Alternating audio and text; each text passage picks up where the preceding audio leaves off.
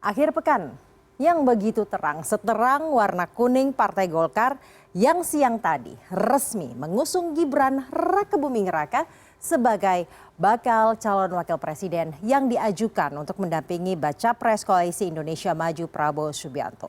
Tentu pro kontra ini sontak terjadi karena isu politik dinasti kemudian semakin mengental. Memang tidak ada yang tidak mengenal sosok Gibran Rakebuming Raka, anak sulung Presiden Joko Widodo. Mari kita mengingat kembali profil orang nomor 1 di Surakarta ini. Yang pertama kita akan lihat umurnya, yaitu baru berulang tahun awal bulan kemarin. Kalau menonton selamat ulang tahun Mas Gibran, kemudian mengenyam pendidikan semenjak SMP, ini kemudian pindah ke Singapura, hingga kemudian mengenyam pendidikan tinggi diselesaikan di Australia.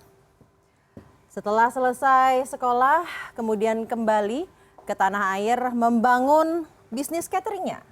Catering Cili Pari, ini cukup terkenal, kemudian ada bisnis-bisnis lainnya, salah satunya iColor, terus Markobar. Kalau kita ingat pada saat awal nama Jokowi ini diperhitungkan di kancah politik nasional, Gibran sebagai anak sulungnya pada saat itu tentunya dikenal masyarakat dan tidak bisa kita elakkan, tidak sedikit yang kemudian mengidolakan Gibran sebagai anak muda walau bapaknya ini menjajaki karir politik, tapi ia tetap konsisten hanya mengurus bisnisnya dan juga membesarkan cateringnya. Namun hingga akhirnya ternyata ikut juga berpolitik dan ia bisa dikatakan secara cukup mulus lah terpilih menjadi wali kota Solo periode 2021-2024 walaupun belum memiliki pengalaman yang banyak dalam karir politik atau dalam dunia politik. Dan menurut LKHPN-nya yang terakhir di 2022, Gibran memiliki total harta 26 miliar rupiah terdiri dari tanah, bangunan, dan juga ada beberapa mobil.